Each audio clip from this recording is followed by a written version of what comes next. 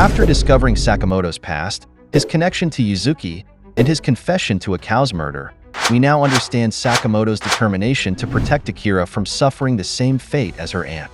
To do that, they have to go to Bangkok, to X's hideout, to make sure Akira doesn't get harmed. Can they stop her before it's too late? Let's find out. During Sakamoto and Shin's conversation at the store, Sakamoto admitted that he had thought he'd killed Yuzuki. However, after 8 years, Yuzuki reappeared. Shin just listened quietly to his story. Sakamoto added that he wished Shin had met a cow while she was still alive. When Shin asked why, Sakamoto replied that he thought it would have been entertaining. Shin was shocked by this and said his thinking seemed like that of a bully. He then realized that this meant that Sakamoto had another reason to look for Yuzuki, to avenge his old friend. However, Sakamoto denied this. He admitted that a cow's death was painful, but he had accepted it. He explained that when you choose to live in the assassin world, you must be prepared to die at any time. The same applied to him and Nagumo. Shin was surprised when Sakamoto added more. He said that Akira's situation was different because she could still return. Right now, Akira was going mad with vengeful thoughts. If they didn't act soon, it would be too late. Shin felt the same way, wanting to save Akira. Sakamoto remembered what a cow told him before she died, that she hoped he would find more people to care about. And now, he had many people he valued. Therefore, he didn't want to lose any of them. If he could protect someone, he would do so. He told Shin he would need his help. Shin smiled and said of course he would help. They realized dawn had arrived when Aoi came down to the store to check if the two had reconciled. Sakamoto and Shin were surprised to see her. Aoi wondered what was happening, noting they hadn't even cleaned the store. Sakamoto replied that they got hungry while talking, and since the store would open soon, they would wake up Heisuki and Lu to help. Meanwhile, at a hospital, Nagumo went to visit someone. Upon opening a room's door, he told someone he couldn't just hang around there. It was Yatsumura, who he reminded of their deal. He's supposed to be dead by now. Yatsumura recalled that 8 years had passed since he invited them to join the order. He looked at Kandaka, who was confined there, and mentioned that people age even in a coma. Again, Nagumo called to him and said that according to the doctors, there was no chance of recovery. The respirator was practically the only thing keeping him alive. Therefore, it was hard to determine how long he would last. Yatsumura couldn't believe that JAA would keep a useless member alive for 8 years. He suspected that Nagumo had negotiated with JAA to extend his life. Nagumo admitted this, saying Kandaka was an important witness in Yuzuki's disappearance. Thus, he couldn't just die. He then brought up his important mission. He asked if he had learned anything about Ryan Akao's death. Unfortunately, Yatsumura hadn't discovered anything new about that yet. However, he had conducted a deep dive investigation and found that Ryan Akao had done something after she disappeared. Nagumo was shocked to hear this and asked what kind of investigation. As they knew, each JA assassin had an ID number. This was used for official records during missions or upon death. Obviously, only an idiot would share their number with anyone. Nagumo couldn't believe he had access to the JAA database and asked how this happened. He replied that he had connections as the former number 2 in JAA. When investigating Akao's records, he noticed something strange. There had been no trace of Akao for 8 years, but a few months ago, there was a record of her accessing the JA site. Nagumo was shocked by this revelation, and Yatsumura handed him something. It was proof that Ryan Akao was the one who issued the billion-yen bounty on Sakamoto's head.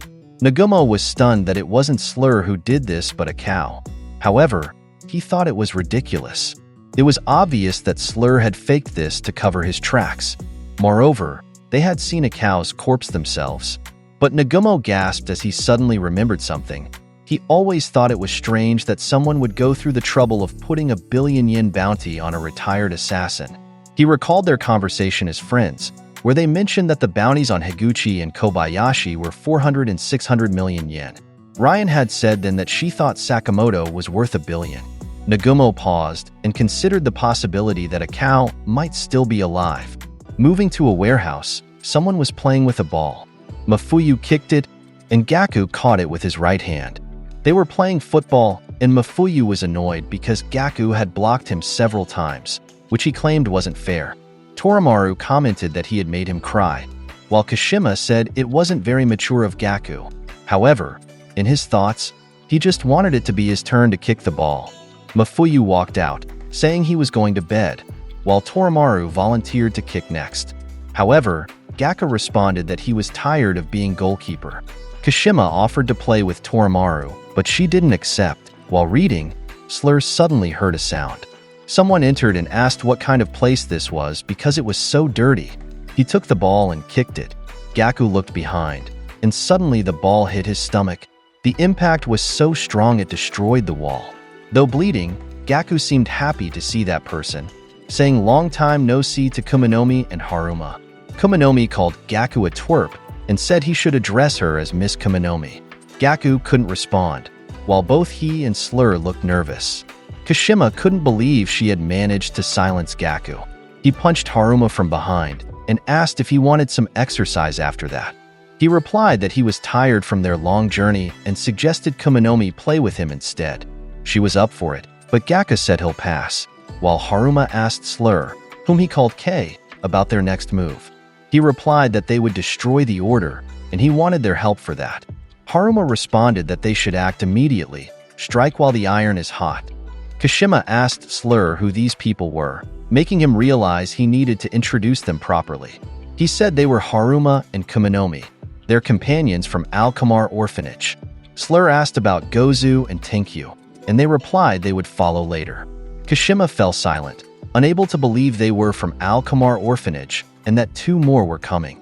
Kumanomi asked who he was, to which he answered Kashima.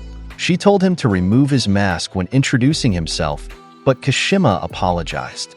He said he would only show his true face when he trusted her. Everyone was surprised by this, and Gaku said Kashima didn't need to be like that. He apologized, saying he had his own rules. She stared at him with her hand raised. Gaku tried to stop her, but Kumanomi remained laser-focused on Kashima before suddenly grabbing his clothes and removing his deer mask. Now seeing his face, she said, "Nice to meet you." Kashima was shocked at what happened. He felt like she drew him towards her. Haruma added that it was fine to have his own rules, but not to forget that rules' purpose was to protect oneself from danger. Slur was pleased they were done with introductions. Watching from the side, Torimaru couldn't believe what the woman had done, while Mafuyu wondered if it was telekinesis. When Kumanomi looked at them, Mafuyu introduced himself and removed his mask, followed by Torimaru's introduction. She was surprised by Mafuyu's action, while Kumanomi patted him and said it was good they knew how to introduce themselves properly. Torimaru thought Mafuyu was a good suck-up. On the side, Kashima thought that with them, their group would be a match for the order, but he wondered why he had a bad feeling in his gut. Meanwhile, Sakamoto's family was at the airport. They were seeing them off for their flight to Thailand and reminded them not to overeat there. Hana asked Shin if he wouldn't join them in Shizuoka. He replied they should just exchange souvenirs when they return, and she agreed. Sakamoto then asked Lu to take care of his wife and daughter, and she replied she would handle it. She told them to take care there. Additionally, she took something from her bag, saying Wu-Tang asked her to give it to him. Sakamoto was pleased, saying he was a fast worker. Flashback to their conversation with Wu-Tang, he learned that they wanted to use the information they got from JCC about the abandoned warehouse to locate Slur's hideout. Wu-Tang objected, saying he was busy, but Shin thanked him, saying he was good at these things. Moreover, they needed it ASAP. He left, saying he would only do what he wanted to do.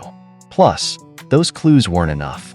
Suddenly, Shin brought out cookies and said it was baked by Lu, which made Wu-Tang turn around and take them, saying to give him 3 days. Wu-Tang bit into the cookies with excitement, but in truth, Shin had made them himself. In his thoughts, he hadn't tasted them yet, so he hoped they were okay. Back at the airport, Amane mentioned something he'd been thinking about for a while. He asked how would they board the plane. Shin didn't understand what he meant. But to clarify, weapons weren't allowed on flights, and he had a 3-section staff. Shin had Saba's glove, and Heisuki had his rifle. They hadn't thought about this and were shocked. Heisuki asked what he would do without his rifle. Shin admitted that he hadn't thought about it since they went empty-handed when they did the JCC test. Sakamoto told them not to worry because that was their gate. The two wondered about the gate he pointed to. They passed their bag through the X-ray machine, where a woman chewing bubblegum was on guard. The bag were clearly full of blades, guns, and ammunition, but the guard just let them through, saying they were good to go. Shin was puzzled at how easy it was, and Sakamoto explained it was a special gate for assassin missions. However, they needed to apply for it in advance. On the plane, Heisuke asked what they were going to do in Thailand again, and they couldn't believe he was only asking this now. Shin answered that the point of this trip was first, to locate Slur's hideout and capture Yuzuki. Meanwhile, Amane was busy on the side studying the Thai language while reading a book. Shin added that the second reason for going there was to prevent Akira from making contact with Yuzuki. There were two reasons. Sakamoto mentioned that if they left it to JAA, there was a risk of Akira getting taken out as a collaborator. Therefore, it was up to them. Heisuke just scratched his head and said he got it now. Shin looked at him and asked if he was okay. He seemed nervous because this was his first mission after a while. After some time, they arrived at their destination, Bangkok, Thailand. Heisuke was shocked when he realized his bag was missing. Shin advised him not to freak out because he just needed to wait. He said fine and told them to go ahead. He said he would follow. However, 15 minutes later, he still couldn't see his bag on the conveyor belt. He told Pisuki just one last round.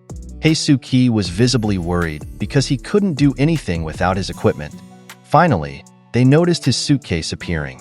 When he went to grab it, Hyo pulled it away. He wondered about Heisuke's boldness. He asked if he was trying to steal his bag.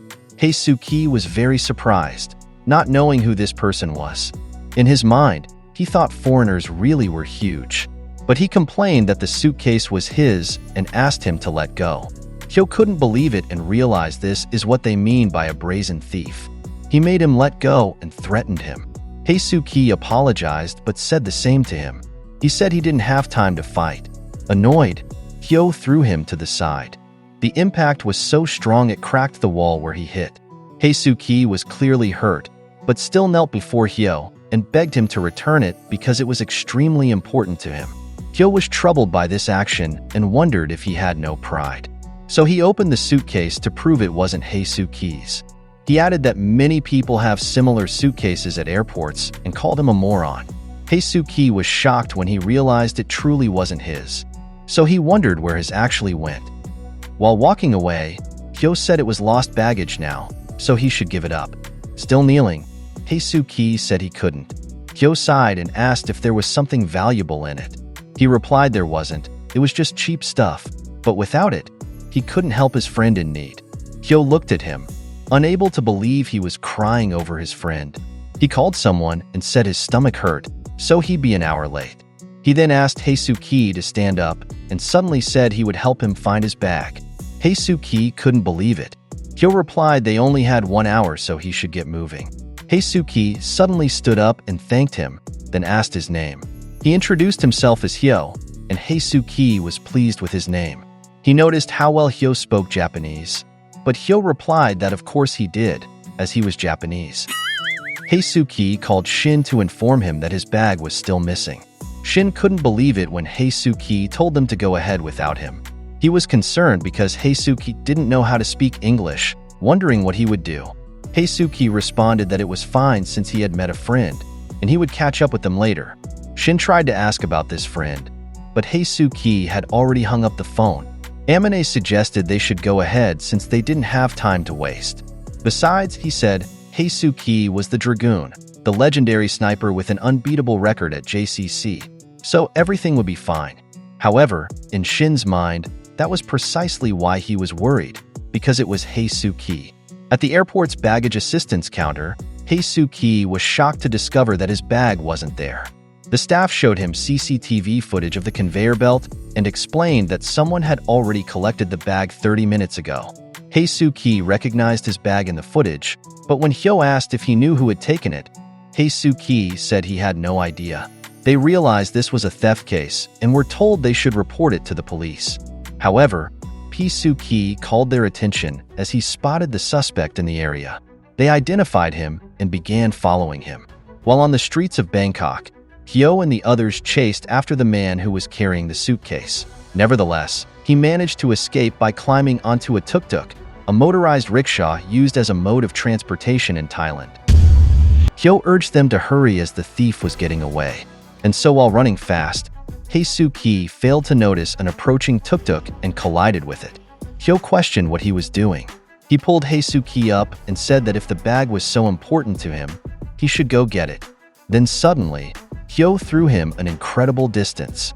Hae-Soo-ki landed perfectly on top of the tuk-tuk where the thief was riding.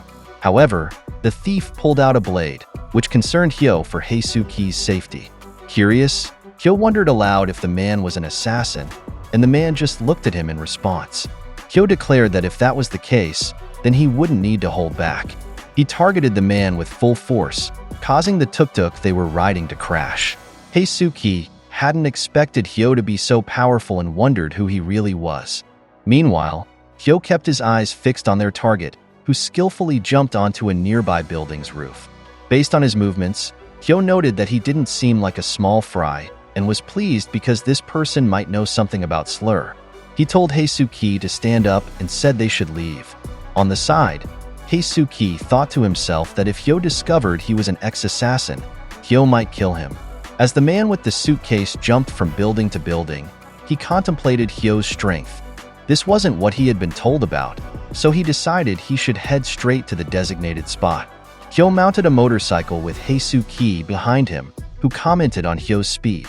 However, Hyo silenced him and pursued the man on the rooftops. Upon spotting their target, Hae-Soo-ki jumped towards him to retrieve his bag, but the man simply pushed him off the building. Hyo was shocked at the sight of his fall. He was even chased by various animals, including elephants. Hyo told him to stop messing around and asked if he actually wanted to get his bag back or not. Remembering what Hae-Soo-ki had said earlier, Hyo thought he might have expected too much from him. So, he suggested Hae-Soo-ki take a rest, saying he would handle it from there.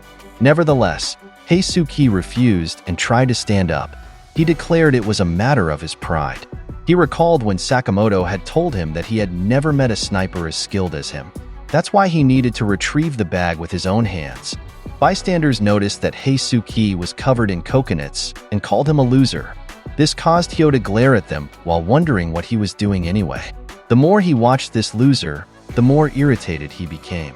He questioned why he was even helping him. Then he remembered something.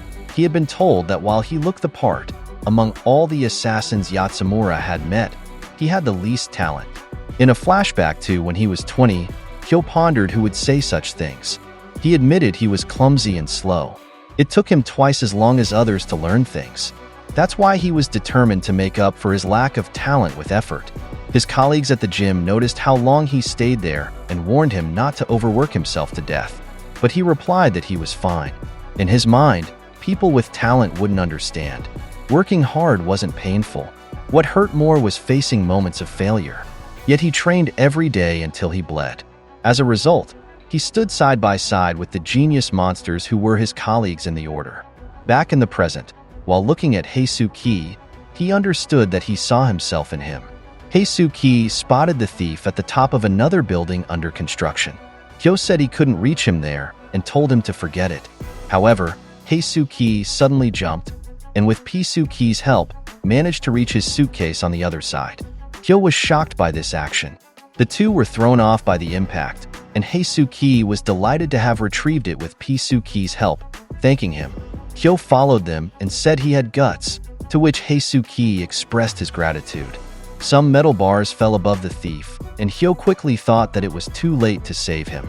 Hae-Soo-ki opened his suitcase and took out his rifle. He aimed it at the thief and shot the bullet so it ricocheted off the metal, saving him. Hyo couldn't believe the sight of his rifle and realized he was also an assassin. Moreover, in just one shot, he thought about how much that loser struggled to be able to make that kind of shot. Hae-Soo-ki became worried because he had fired his gun and feared Hyo might discover he was an ex-assassin. Hyo said it was too obvious and called him an idiot. Hae-Soo-ki was surprised when Hyo said he liked him. Hae-Soo-ki couldn't believe it and thanked him again. However, Kuminomi suddenly appeared behind them, and the thief was squashed when she stepped on him.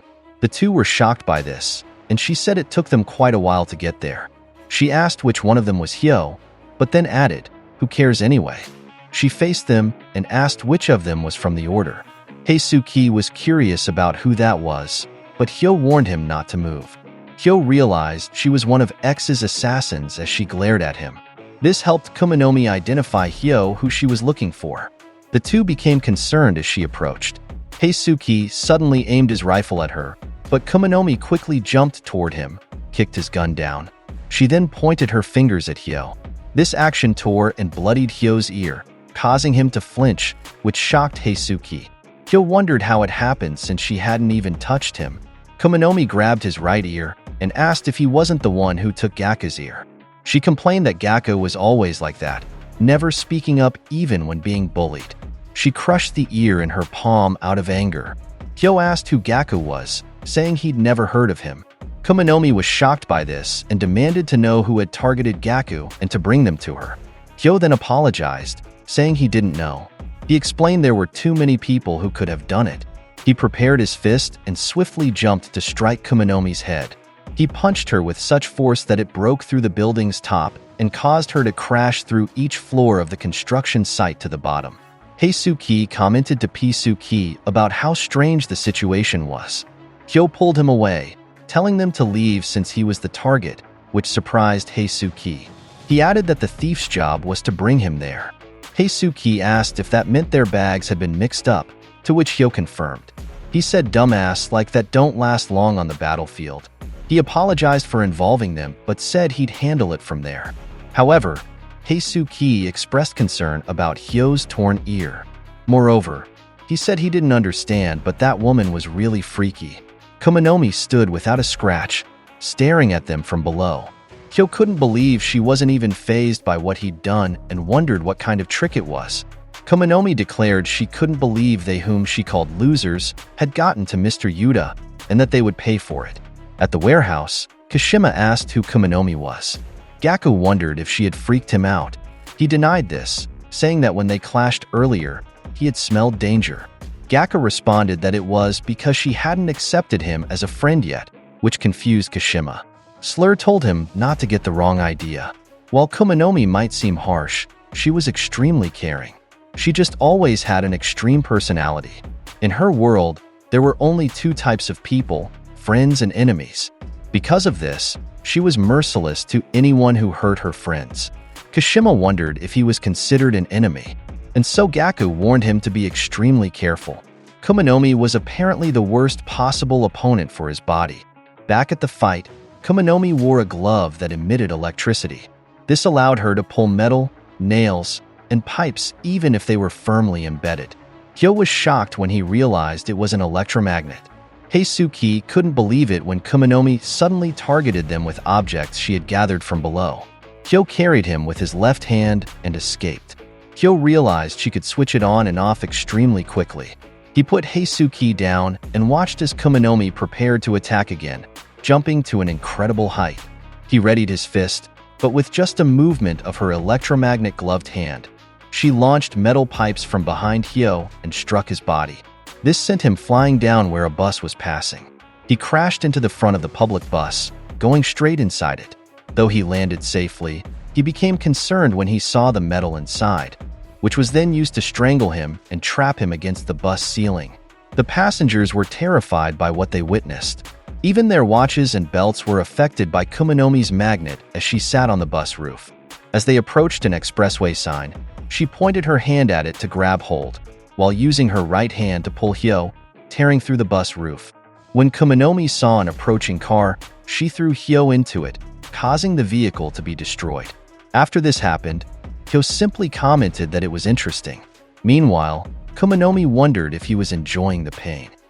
Suddenly, Hyo's left ear clicked, and we learned that he had removed the accessories from his face. Hyo thought that electromagnetic powers were a real pain, especially since that city was full of magnetic objects. Because of this, he realized the entire city was her arsenal. Kuminomi was just staring at him from atop the bus when a tuk-tuk passed by their side. Its driver was shocked when his tuk-tuk suddenly lifted and flew into the air. This happened because Kuminomi had moved to the side of the bus and magnetized the tuk-tuk to throw it at Hyo. He managed to dodge quickly, while the car was completely destroyed. Kumanomi then magnetized the scattered car parts around them and used them to attack Hyo from behind.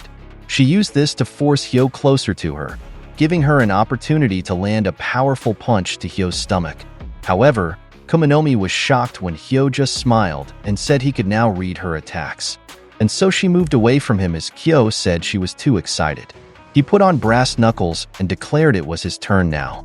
However, Kumanomi didn't back down, using her glove again to gather metal pieces which she hurled at Hyo.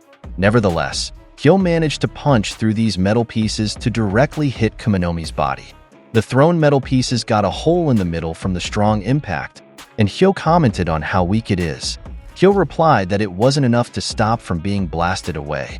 Kumanomi then jumped to position herself on top of a building, while thinking how Hyo was powerful enough to bust through steel, which wasn't humanly possible. He was like a jackhammer, and it was obvious that she had taken serious damage from Hyo. Hyo said that is something he learned from the boss, but sometimes willpower can surpass technique. Kumanomi told him to shut up and pulled large shop signages from the building to target Hyo. However, he dodged and said that if one could maximize weight and speed, even a fist could become a cannonball. He drove his knuckled fist through the layers of metal between him and Kumanomi. The punch was so powerful that it created a hole in the middle and hit Kumanomi on the other side. Kumanomi called him a meathead as she was thrown far away. Though bloodied, Kumanomi didn't give up and magnetized the knives being sold by locals in the market. She combined these knives and used them to attack Hyo. However, when Hyo noticed civilians behind him, he didn't dodge to prevent them from getting hit. The knives struck his shoulder while the two people behind him suddenly ran when they noticed this. Kumanomi said she was creeped out, thinking Hyo was trying to be a hero or something. Hyo replied that avoiding that attack wasn't worth it. Kumanomi attacked again, saying that because of softies like him in the order, she had lost any remaining respect she had for them. Don't worry, Hyo answered as he would take care of her in the name of the order. Kumanomi anticipated what he would say, which surprised Hyo. Kumanomi said they always mention order this and order that. All their members think they're gods or something. And because she had seen him, she was glad that didn't happen. When Hyo asked what she meant, she just replied, "Who knows?" Again, Kumanomi used her electromagnetic glove to grab the screws attached to the side. She magnetized them toward her palm. She charged these two screws to use as weapons, which shocked Hyo. She suddenly shoot them and used them like a coil gun. However, it wasn't aimed at Hyo, but at a child running behind him. The child was scared, but Hyo blocked it with his fists. Nevertheless, the screws pierced through, causing him to be hit in the eye and shoulder. Hyo thought those attacks were setups for this one shot. Kumanomi said this was the end, so she had one last thing to say. Again, she took a nail and charged it, saying that Hyo's personality was fatally incompatible with being an assassin. While Hyo's left eye was now blinded, he became annoyed because he knew that best.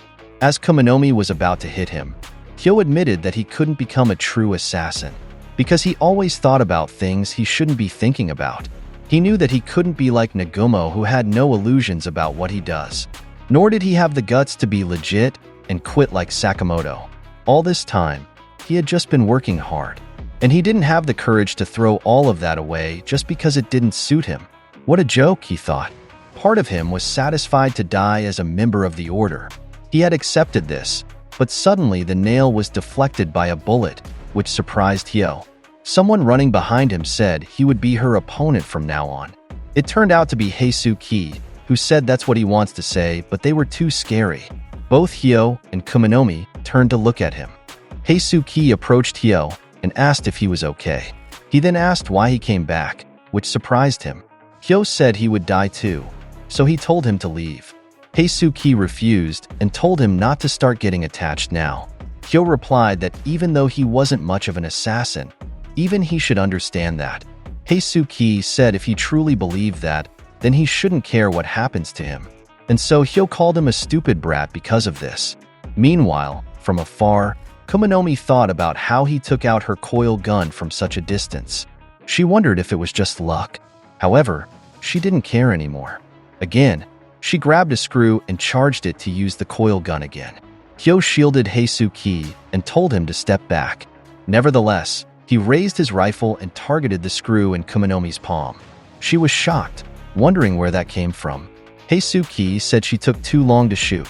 He apologized but said when it comes to sniping, he didn't think he could be beaten. They were surprised, and Hyo called Heisuke an idiot, which shocked him. He asked why he didn't go for a headshot. Heisuke couldn't answer immediately. Kumanomi asked if he was mocking her, and he became nervous. Kumanomi gathered more metal pieces and said he wasn't even prepared to kill and asked what could a wimp like him do in a fight like this. Hyo then told Heisuke that no matter how good a sniper he was, if he wasn't ready to kill, then he'll just be in the way. But he told them to shut up and said he didn't care about their rules, which confused them both. He added that he was fighting to protect his friend, and normally, people have different reasons to fight. If they had a problem with that, then they should come at him. Hyo thought about what he said, wondering if he was the friend he mentioned. He smiled because of this, while Kumanomi just commented whatever. She said that when there's a large gap in skill between assassins, words become worthless. Using her electromagnetic gloves again, she brought down signages and streetlights to target them. Heisuke then positioned himself to shoot, but metal struck his cheek and made him blink. As Kumanomi prepared again, he shot at her. The shot ricocheted but still hit his target. Kumanomi couldn't believe he could control ricochet shots. Heisuke prepared to shoot again, and she suddenly lost sight of him because Hyo pulled him up to the top of a building.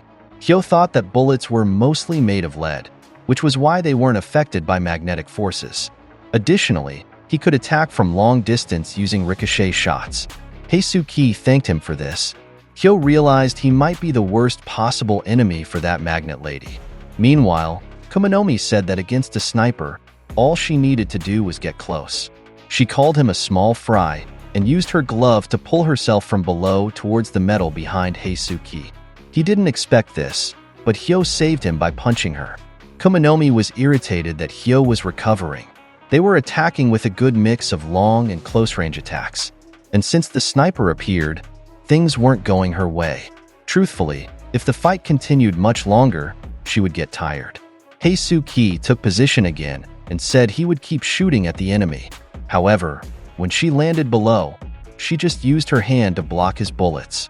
Heisuke was shocked that she could do this barehanded and wondered what kind of technique it was. Kumanomi showed her palm, and Hyo identified it as iron sand. She was using strong magnetic forces to increase its density. She suddenly jumped from where she stood, and the ground cracked from the force. She said the trick to tidying up was to start with small things. Heisuke kept shooting continuously and didn't notice when Kumanomi quickly approached to attack him. His eyes had closed because of the iron sand that got into them. Because of this, Kumanomi had the opportunity to target his body. She punched him so hard that he was thrown into a nearby building. Her next target was Hyo, who was worried about what had happened to Heisuke.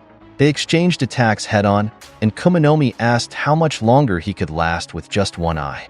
"Who knows?" Hyo replied.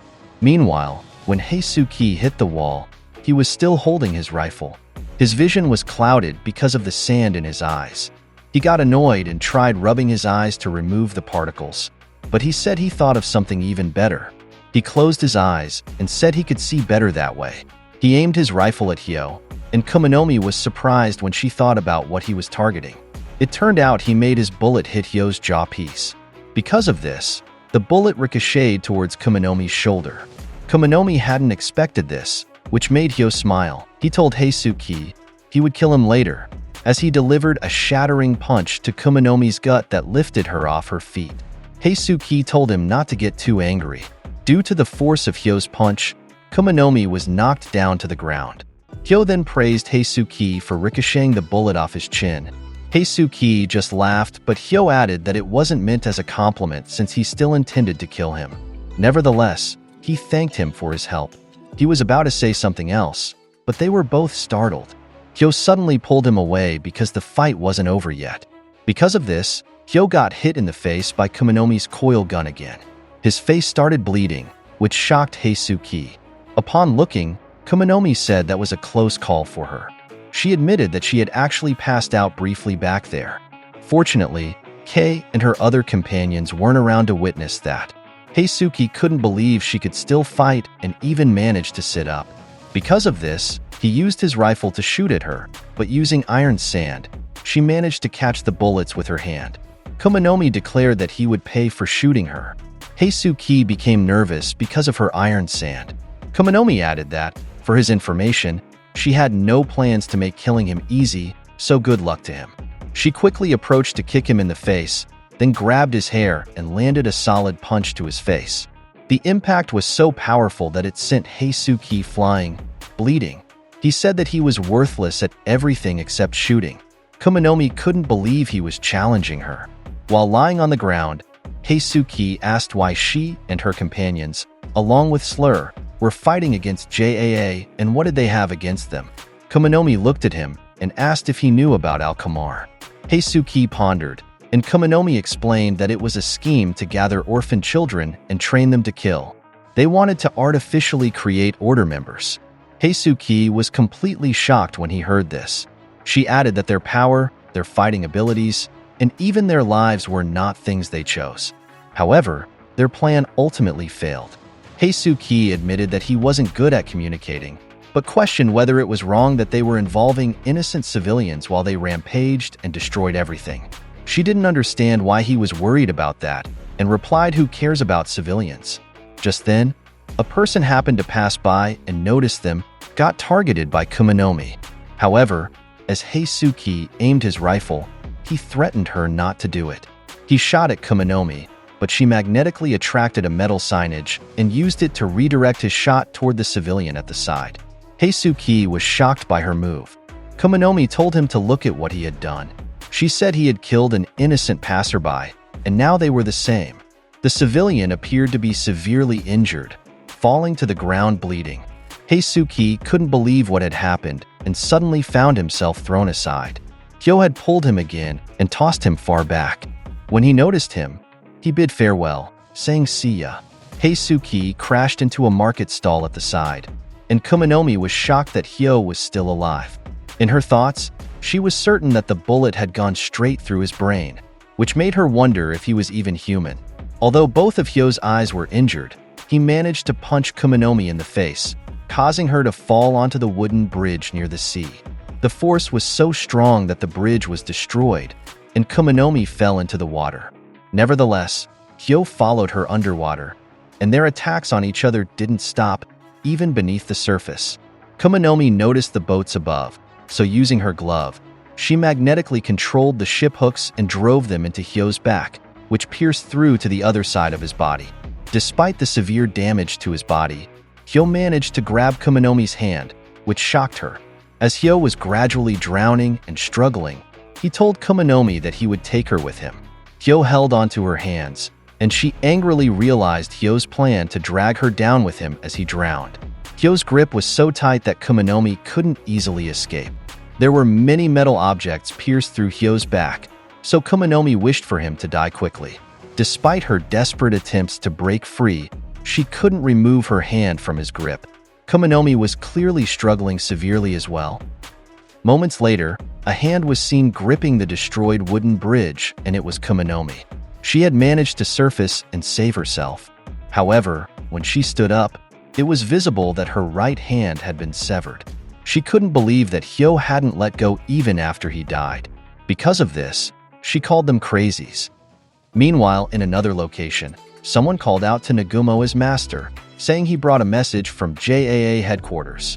When asked what it was, he replied that 30 minutes ago, the order member Hyo had died in combat against an enemy in Thailand's capital. Nagumo was shocked by this news.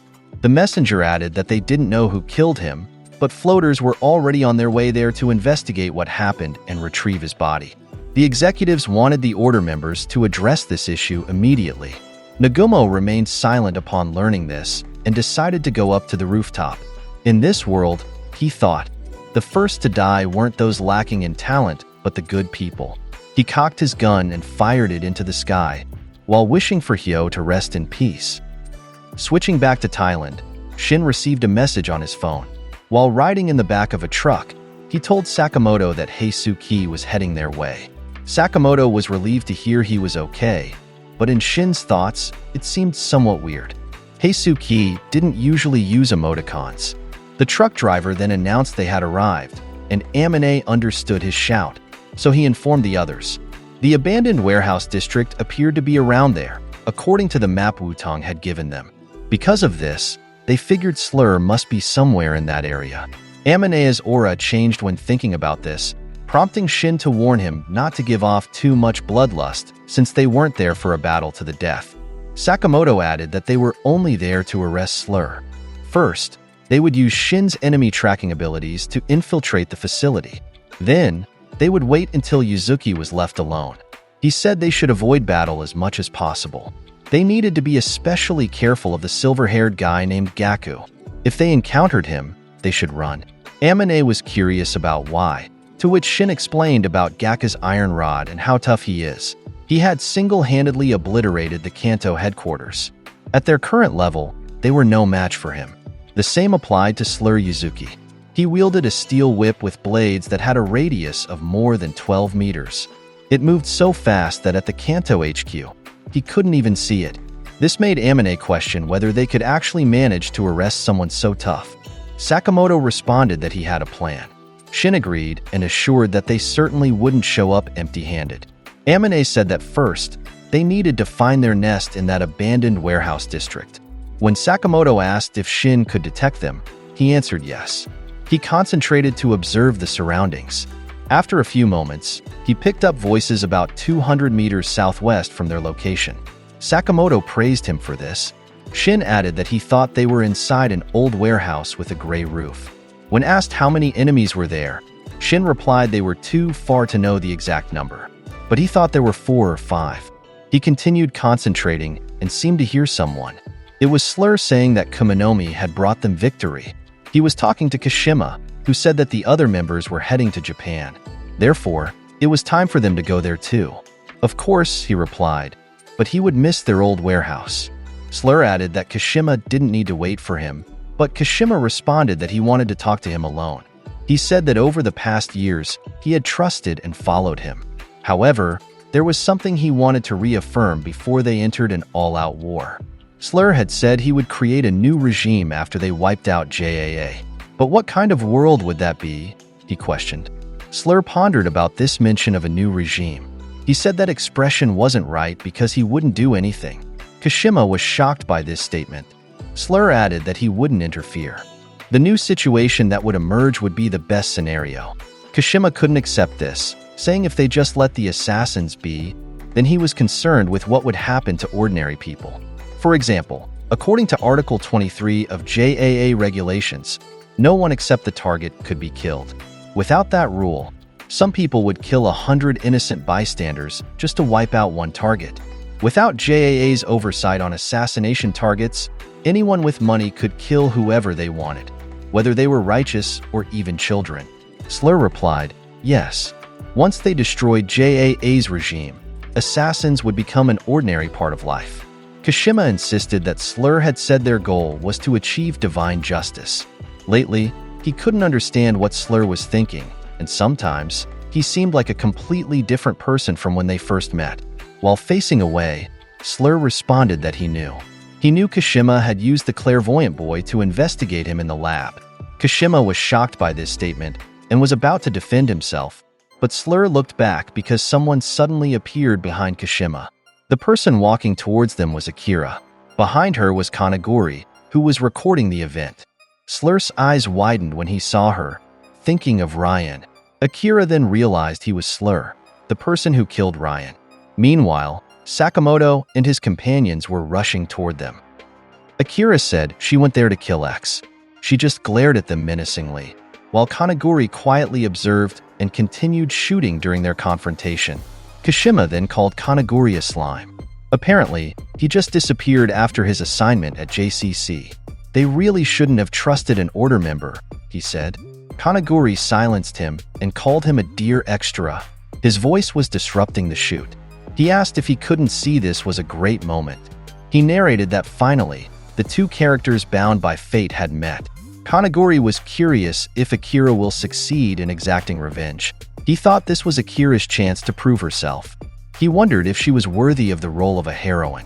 X was surprised upon hearing the name Akira Akao. He said he was pleased to meet her, realizing that she was Ryan's beloved niece. However, Akira told him to shut up. She said that Ryan was her sister, parent, and best friend. 3 family members she valued more than anything else in the world. She said he stole that from her, so he would pay for it. "I see," X replied. He said she should have come at him right away, but she seemed hesitant to kill him. He advised that the longer she talked with her target, the more human they would become. Akira answered, "No." Because her intention was to kill him as a human, that's why she came there. While the two were talking, someone suddenly threw one of Saba's bombs between them. Everyone was shocked by what happened, including the observers Kashima and Kanaguri. Sakamoto emerged from the middle, which surprised Akira. Sakamoto was glad he made it just in time. Kashima then removed his deer mask and recognized Taro Sakamoto. Because of this, he quickly attacked using his cyborg body. He extended his limbs, but Shin blocked it. Amane was behind them to help. Shin told Sakamoto to hurry and get Akira. Because of this, Kanaguri became irritated that Sakamoto was interfering again. He said he was annoying and wondered how many times he would meddle. In extreme annoyance, veins popped out on his face as he directly attacked Sakamoto, who managed to escape. He said he was done filming the fatty. Meanwhile, Akira took action, which Sakamoto noticed. He became worried when he saw Akira charging at X. She drew her weapon and struck X in the stomach, but X couldn't dodge it. Everyone was shocked by what happened. Kashima even screamed Master X. Due to the hit to the stomach, X wobbled, while Akira panted, still holding her bloody blade from her charge. However, X just patted her on the head and asked if that was the best she could do, adding that, thanks to that, he managed to switch with perfect timing. Akira couldn't understand what he was saying. X added that she hadn't grown much, asking if she was eating well. Akira was extremely shocked by what he said and did, thinking for some reason he was Ryan. Sakamoto remained quiet on the side, while Shin thought that at first glance he looked like Yuzuki or X. The vibe of his posture, walk, and demeanor. However, they were all completely different from before. He then thought about their discussion regarding X's other personality, and Shin couldn't believe it. From behind, Sakamoto told Akira not to be fooled. He remembered Ryan's corpse and said she was already dead. So, he asked who he really was. X looked at him and suddenly burst into loud laughter. It was completely different from X's serious character. He was even crying from laughter, mocking Sakamoto as trying to act cool but had gotten too fat. Sakamoto was shocked by this. X added that his stomach hurt from laughing so much, so he told them not to come closer. Everyone was still completely stunned by what was happening. Shin thought that the words matched what he was thinking, so he wondered what was going on. Kanaguri said X should stop joking around and asked who told him to ad-lib. He said he was trying to shoot a revenge story there. So, he called cut and told him to be serious. Because of this, X suddenly jumped and charged at Kanaguri. He grabbed him by the neck, then threw him to the ground with tremendous impact. He told him to be quiet. This shocked Akira, Shin, and Amane. Sakamoto thought about that style of X's movement, so he asked if he was a cow. He replied that it seems not only his body had become dull. The billion yen seemed too much for him, he said. The resemblance between Ryan and X was visible here. Sakamoto asked if he was really a cow. He replied that he was slow. It took forever for him to get there, even though he went through the trouble of putting a 1 billion bounty on his head. Sakamoto responded by asking if he was really a cow and why she was inside Yuzuki or X. He was about to answer, but Kashima suddenly interrupted and told him to go to hell. He said he didn't care who he was. Kashima was furious and demanded he return X's body immediately. He called him scum and said he was desecrating his Master X. He replied that if Kashima wanted him gone, then he should knock him out. He challenged him and called him a demented little deer. In rage, Kashima suddenly charged at him, but his fingers were split apart. Parts of his arm were also chopped up because Akira had intercepted and attacked him. Both were shocked by what happened, and Shin called out to her in concern. Akira broke into tears and apologized. She begged them not to kill Ryan again. However, Kashima quickly charged at her and pulled out the gun in his right hand, pointing it at her. Fortunately, Sakamoto blocked the bullet with a ball pin. Akira noticed and called out to him, and he said that he was also somewhat confused, but that wasn't a cow. He thought it was a persona created by X. Akira couldn't accept this. The way of speaking, vibe, and even his expressions were Ryan's. But again, he said he saw a cow's corpse himself, and the dead don't come back. Akira's eyes widened by what he said, while Amine agreed with him. They said X was just trying to confuse them. While watching, Shin was surprised when he read his thoughts. X said they met again and called him Psychic Kid. He told him not to let his arm get destroyed in his imagination. Shin became concerned when he realized that voice was the same as the one he heard before. So Amine asked him who it was. He answered that it was a woman's voice. But one thing was clear, he said, and that was that this wasn't fake. Sakamoto was puzzled by what was happening, while Kanaguri's camera continued recording. He said that the cast was completely oblivious to the camera, so he commended their natural acting, which annoyed Amine. Originally, Kanaguri said, the plan was just Akira a cow's revenge story, but things took an unexpected turn. He found it impressive that their longtime foe X contained another persona, and the person who put the 1 billion bounty on Sakamoto's head was Ryan a cow. He was delighted by this twist. He said the god of movies truly adored him. Meanwhile, the fight between Kashima and Akira continued. Kashima called her little girl and told her to stop interfering or he would kill her. Meanwhile, Amine and Shin worked together to save her. Akira was still crying and said she wouldn't give up on Ryan, especially now that she had seen her. Then we see him touched by her words. X and Sakamoto simultaneously attacked Kashima.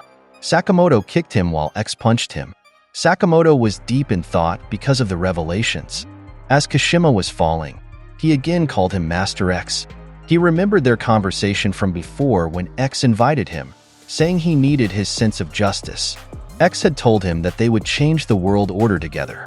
He also remembered what X had said earlier about not interfering, and that whatever new situation emerged would be the natural best scenario. Suddenly, Kashima's back opened up and released numerous bombs. Sakamoto and Shin were shocked by this self-destructive plan. Kashima thought he no longer knew what justice was anymore. Because of this, Amine split the released bombs using his 4-section staff. Shin praised him, but he called his attention. There was also a weapon coming from his mouth. He released another bomb, and Shin was surprised he was still hiding more. They were so close that they would die there. However, Sakamoto and X moved quickly. X pulled Akira away, who called him Ryan. Meanwhile, Sakamoto blocked it, taking out his apron and using it as a shield. Soon after, it exploded, and it wasn't just any explosion. The impact was tremendous. The entire warehouse was destroyed and the glass shattered. Amine hid behind a wall, while X sustained some injuries. He apologized to Sakamoto while carrying Akira, saying he would explain the details next time. He walked away and left, while Sakamoto called him a cow. Kanaguri then said there's no reason to follow them for now, since they'll meet again soon, and the setting would be in Japan. He was excited that the story was getting better. Kanaguri also left, saying that until then, he would protect the heroine with his life. This left Sakamoto speechless. Meanwhile, Shin was shocked to see Kashima's upper body on the ground, still talking. He asked Sakamoto what to do with it, as he was still calling for his Master X. Amine suggested tossing him away, especially after what he did at JCC. Sakamoto replied that it wasn't good to litter, and Shin agreed with that.